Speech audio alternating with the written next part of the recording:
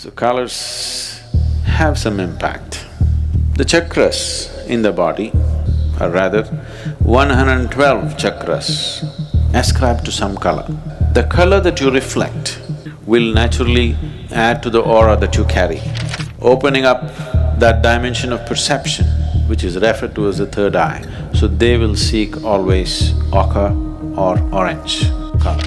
They don't want to gather life around them. Such people will choose to wear white.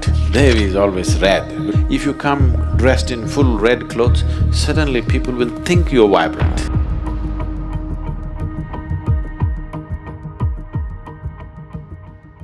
The color of the clothes or the colors of anything around you, does it have some impact? You need to understand this. How color happens, first of all. Why seems to be white right now is because when the light falls on it, it reflects all of it, so it looks white. Why this seems to be red right now is not because it's red, it is just that it holds back all the colors and only reflects red. That's why you're seeing red.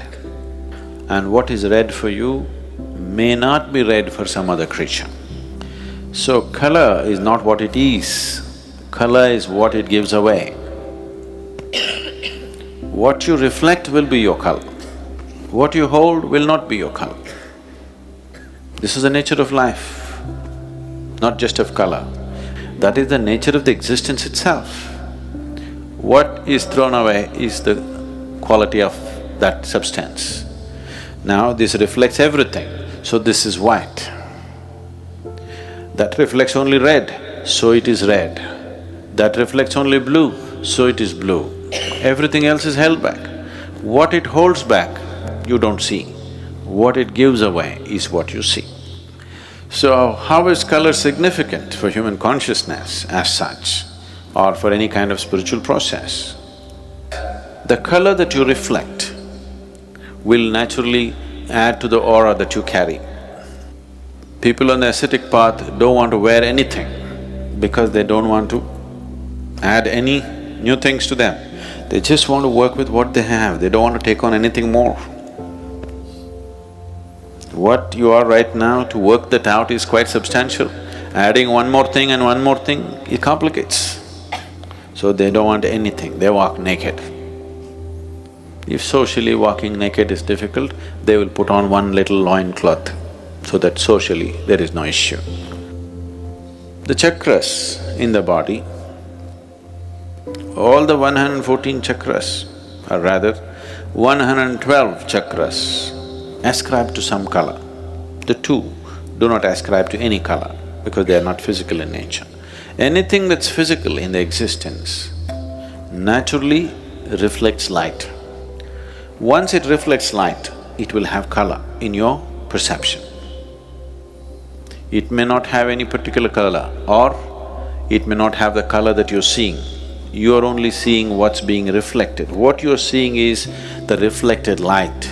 You are not seeing the color of the substance that you're seeing. You're not seeing color of the thing that you're seeing.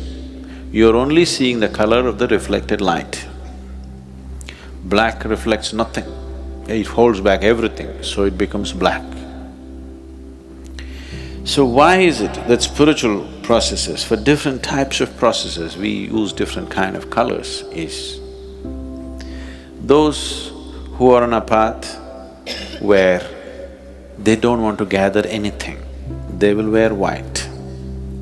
Those who are into a different kind of sadhana, if their sadhana is mild, but they're on the spiritual path, but they're involved with various aspects of life, they don't want to gather life around them. They want to be participating in life, but they don't want to gather anything.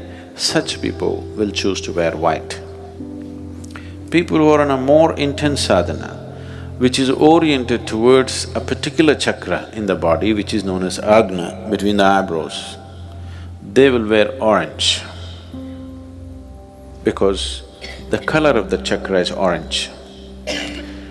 They want to radiate that color because the whole process is about enlightenment and reaching to that state of knowing, opening up that dimension of perception which is referred to as the third eye, so they will seek always ochre or orange color, because that is the color of the Agni. The yellow robes were worn by Buddhist monks because the process that Gautama gave to the initial stage of Buddhist monks was very rudimentary process. He chose this process for the people because it did not need any preparation. But he wants to cause a wave of awareness. So he told them to wear the yellow robe, because yellow is the color of the Mooladhara. The most basic chakra in the body is Mooladhara. So he wants them to be stable. For a monk, the most important thing is he practices stability in his life. So he just wants them to be stable. So he told them to wear yellow robes. Later on, when they graduated to what he called as arhats, the arhats in the Buddhist tradition wore ochre robes, that is orange, as all the Indian sannyasis wear. But then after Gautama passed away, when they tried to spread the Buddhist way of life, people in India, there were at least 30% of the population were sannyasis or monks by nature. By culture, it was just like that. So this one more set of monks, they just accepted them and they became kind of part of them. They couldn't maintain a distinct identity. So from ochre, they shifted to a little more maroonish color, more for an identity's sake. But the basic Buddhist color is still yellow, because yellow is the color of the Mooladhara and it can be taught without preparation. Devi is always red, because red is the most vibrant color. Of all the colors, red is the most vibrant color, and feminine represents that. Whether you like it or not, there is a longing in a woman to be like a flower. So, when we say flower, the first thing that comes into most people's mind is always red. A red flower is always the real flower. Other things are on the way. Red is vibrant. It is the color of vibrance. Devi, or the feminine form of the divine, is the most vibrant form of divine. Something nobody can miss. The reason why, even if there are other bigger temples, in every village, in every town in India, we will set up a Devi temple. You walk into the Devi temple, she hits you in the face, you can't miss it, because it's vibrant. The color of vibrance is always red. It doesn't matter what kind of a person you are, if you come dressed in full red clothes, suddenly people will think you're vibrant, even if you're not. Red dress suddenly sets you off like you're vibrant. And to do certain type of sadhana, which is Devi-oriented, red is needed. And Devi is manifestation of vibrance that you cannot miss. So, the Devi temples always have very active involvement of red. So colors have some impact. It definitely influences a few things, but it's not everything.